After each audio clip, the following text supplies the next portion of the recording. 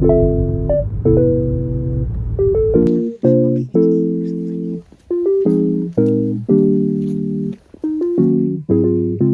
the dog doing?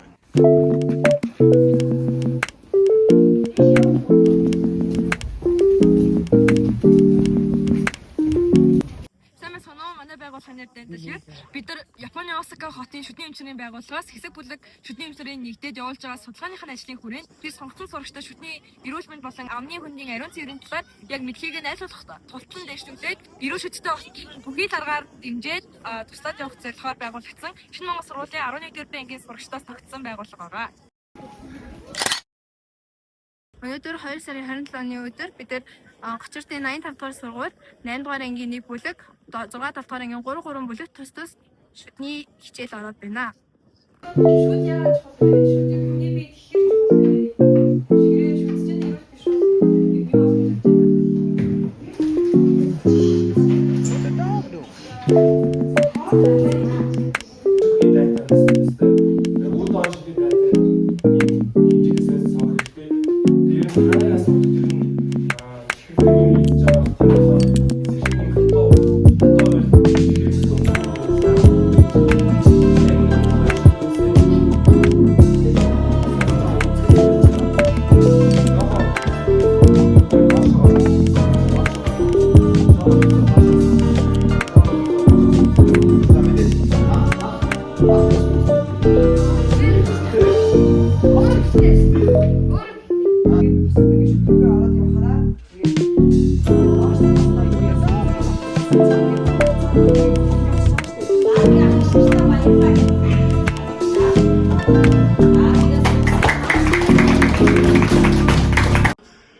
Өнөөдөр манай сургууль дээр Шинэ Монгол сургуулийн 11-р ангийн анхны мэдээлэл өглөө.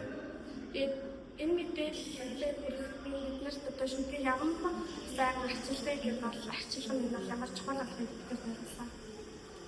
Одоо тэр хичээлээс нь юм бол хүмүүс орон нутгийн хүмүүс нь болохоор ингэ шүдийн эсрэг болохоор чиний шиг хийсэн байсан. Өнөөдөр манай Шинэ Монгол сургуулиас ингээ шүдний талаар яриа ихээр ингээд л жигсэн зүйлүүд чихэр байна гэсэн. Миний айлтнаар бол шүдээ зөв угааж, шүдээ зөв арчлаад, шүднийгаа засраад шүдний ингээд одоо нацаар юм яасан ингээд шүднийгаа засраад ингээд яасан. Миний ялгсан зүйлүүд өдөрт 3 удаа шүдээ угаах. Шүдээ уусан сэрүүл байхасаа гадна би нөгөө шүд ирэл бол би ирүүлдэг.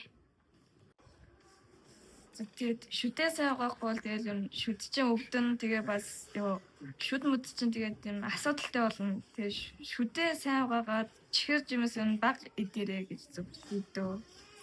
Тэгээд бас нөгөө нэг тэгээд сайн шүдээ угаагаад тэгээд шүдэндээ юу н анхаараарай гэж хүсье. Биднэрт мэдээлэл хүргэсэн ах эгч нартай баярлалаа. За юу тач нөгөө найздаа гэдэг энэ хөтөлбөр нэг үеийнхэн ирээд нэг үеийнхээ дөрөвч төрч одоо зөвлөгөө өгч байгаа нь их гоё санагдлаа. За дээрэс нь манай сургуулийн хүүхдүүд бол харьцангуй нэг өөрсдийнхээ өмнө мэддэггүй байсан, анзаардаггүй байсан ийм зүйлүүдэд яг мэдэж сурч авч байгаад нь их баярлж талархаж байна. За тэгээд та болохоор сургуулийн хэмжээний хувьд ер нь сургуулийн хүүхдүүдийн шүдний эрүүл мэнд амны хөндийн ариун цэвэр хэрхэн анхаардаг вэ? Ер нь танай сургуулийн хүүхдүүдийн яг шүдний эрүүл мэнд ямар хөө төвшөнд байгаа гэж бодож байна? За манайх болохоор сая сүүлд 2025 оны байдлаар болохоор шүдний эрүүл мэндийн асуудал нэлээд асуудалтай гарсан. За бараг 80% нь бол өвчлөлтэй гарсан.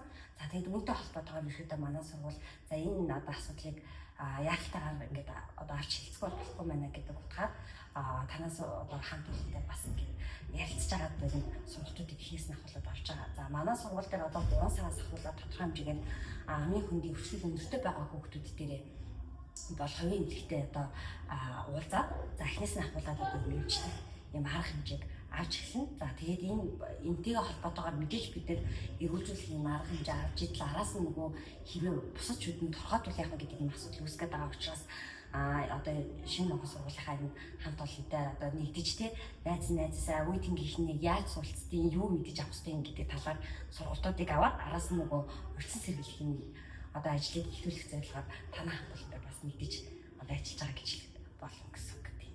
За тэгээ танай хамт олон ч гэсэндээ энэ хүнд цаг хугацаа гэдэг бол маш хүнтэй. Тэгэхээр энэ сайхан үнэтэй цаг хугацаанаас манай энэ хүүхдүүдэд цаг хугацаа гаргаж ирж сургалт хийж энэ үнэтэй сайхан зөвлөгөө өгч байгаа бас та нартай баярлалаа гэж хэлье.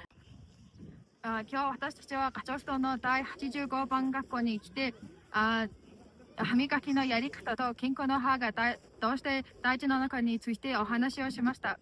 今日の話を聞いてくれて生徒たちはみんな元気でよく話に参加してくれてとても良かったと思います。